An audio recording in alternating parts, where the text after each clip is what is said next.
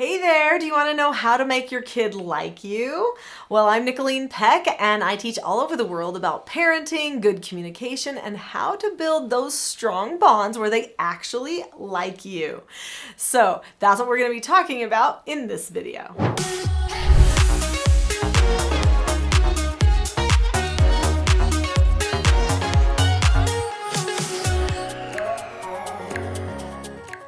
In this video, we're going to be talking about what parents want their relationships with their children to be like, and what you can and can't control, and then 5 things that you can do to improve your relationships so that they like you. So what do parents really want their relationships to be like with their children? They want to have a connection. They want to be bonded together.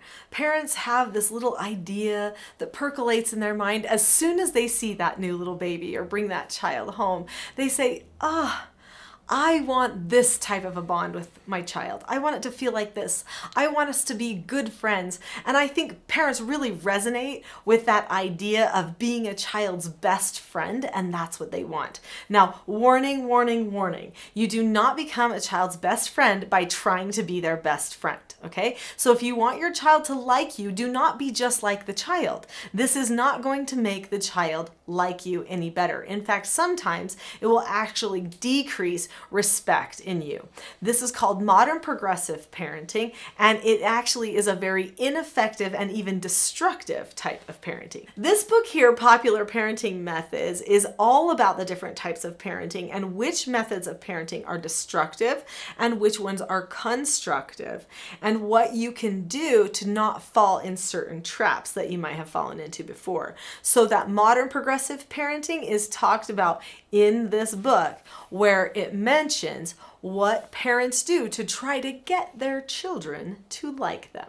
So can you be your child's best friend then? The answer is yes, but it's probably not going to happen for a little bit. Can you be your child's trusted adult? Yes. Can you be their confidant? Yes. Can you be their teacher? Yes. You can be their caretaker, their nurturer, their protector. You can be so many things because all of those things are encapsulated in that role of parent. And when you are all of those things to your child, their heart is drawn so close to you that as they age, they will trust you explicitly. They will know you will not lead them astray. They will know they want to talk with you, bond with you, and be with you. So I never attempted to be my children's best friends, but I can honestly say that with my children, I am their best friends.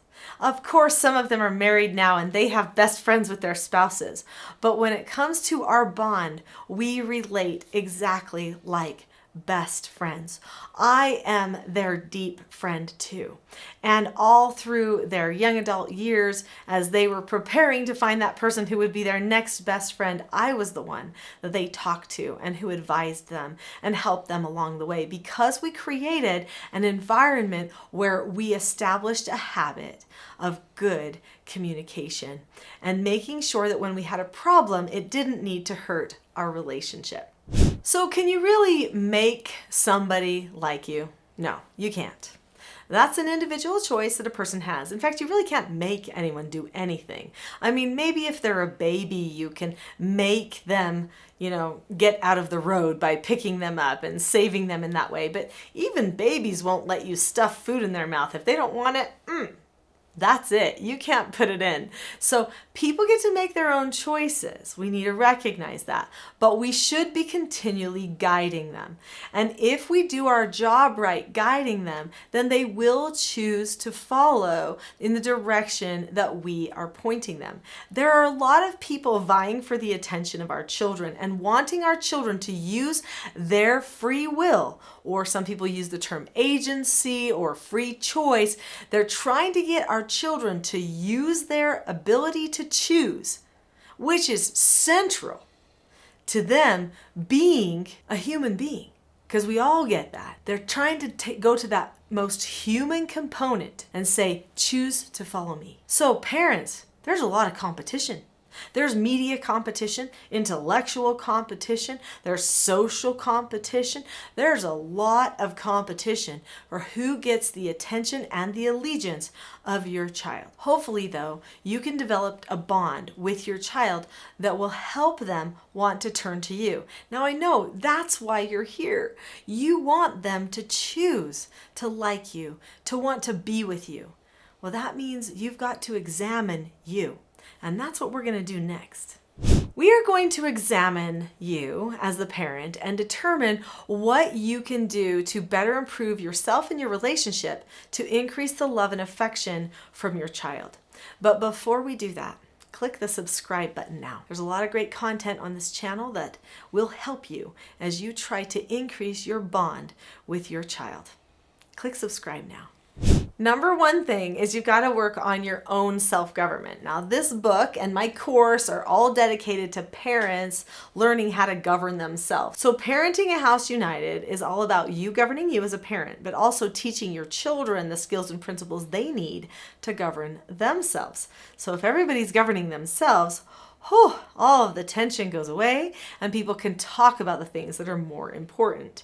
First, though, we have to get the talking out of the way that says, how are we going to handle our problems? Okay, so what is self-government? Let's talk about that. When a person is self-governing, that means that they understand the cause and effect of any given situation, and they are possessing a knowledge of their own behaviors so that they can control their behaviors. So that means they say, let's see, what outcomes do I want? Okay, I think I'll make this plan and go in that direction. I didn't quite get the outcomes that I wanted, so maybe I will adjust this direction just a little bit. There we go. Now I got the outcomes that I had hoped for. That's what a self-governed person does. They do that with their feelings, thoughts, emotions, relationships, behaviors, habits, goals, everything. A truly self-governed person makes a plan and follows through with everything that they do. And I'm actually living proof of that in so many ways. I am not a very calm person by nature, just how I was, but I'm known all over the world for my calmness, and that's because I worked on it. I self-governed it. I made a plan. I chose to want it, to crave it. Same thing with losing weight. So I used to be 100 pounds heavier than I am today. And I decided, okay, that's it. We've got to fix this. And I ended up losing over 100 pounds, actually, so that I am what I am today, back to my normal size, all because I decided to make a plan for myself and govern myself, create a habit that would really work, give myself the no answers that I needed to and the instructions that I need to. That's all talked about in here. Well, actually the weight loss bit, if you're interested in that, I have a whole other video on that. But the system of how you actually govern yourself for anything is in here, how we teach it to our children. So you're going to want to check into that, and you can find it on teachingselfgovernment.com. The second thing that you can do in order to fix the bonds in your family is to have accountability. So make a plan, yes, but you also need to have times where you're accountable. So in our family, we have certain meetings each week. We have a family meeting. We also have individual mentor meetings. These would be great times to discuss with your child or with all of your children and the whole family group how things are going as a family. So you determine, okay, this was our plan. This was the type of family we wanted to become. We wanted it to feel this way. We want to solve our problems this way. How are we doing? Do we need to make any adjustments? This type of deliberate accountability will keep everybody invested, and it will stop people from taking little interactions so personally. When people start taking interactions personally, this is what hurts our relationships. Number 3, let your child have a voice. They need to be able to talk openly with you, not talk back at you, not be disrespectful. Those are different things. But let your child have a voice. Teach them the skill of disagreeing appropriately. These children's books each teach one of the 4 basic skills to children.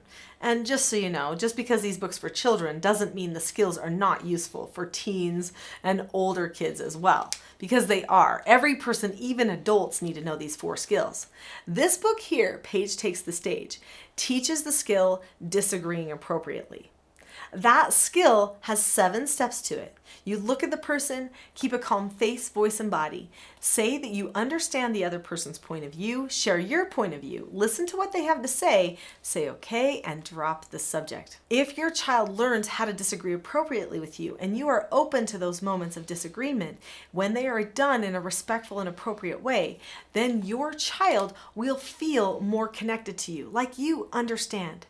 Do you realize so often they feel like you don't understand? That's one of their biggest anxieties, is how do they get you to understand what they really think and feel?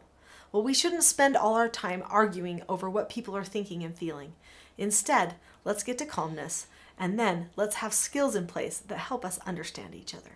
Number 4, spend time together. Every week growing up, my father did a date night with one of his children. So there were 5 of us. So every 5 weeks, I got to go on a special date just with my dad. We spent time together. We did things. We went hiking. We went shopping. We went and got ice cream. We did little things and we talked. It's important. They've got to see you as more than a person that just says, did you get your homework done? Or did you get your chores done? Sometimes they see us as just taskmasters. We're all so busy. All we ever do is talk about what did you do? What didn't you do? What did you do? What didn't you do? If we're just checking up in that way, then we're not really establishing a good connection. We're not really bonding with them. We need to talk about other things, normal, daily life things, things in the news and the media. We need to have more layers to our conversation. So make sure that you're scheduling time to have date nights with your children, however often you can do those. And then as a family, work on that family bond too by having regular family activities once a week at least, having a time where everybody decides we will gather together and have a family activity for the strength of our family. Number 5, calmness. Master it. Decide that you want it. Don't use excuses anymore. People who choose not to be calm have excuses inside their heads for why they think they don't need to be calm or why they think they can't be calm. Let those go and tell yourself, I am a calm person. That needs to be part of your new identity as a parent. And if you need skill help for the calmness, then I've got the help for you. In fact, I'd like to give you a free gift. In the description below this video, there is a link that says teachselfgov.com/toolkit. For right now, that will take you to my Calm Parenting Toolkit, which has 10 lessons in it, will help you learn the tools that you need to maintain your calmness. And you can have that for free right now. This is a great starter course to learning self-government. Go ahead and click on the link to that free Calm Parenting Toolkit today, and I'll see you there.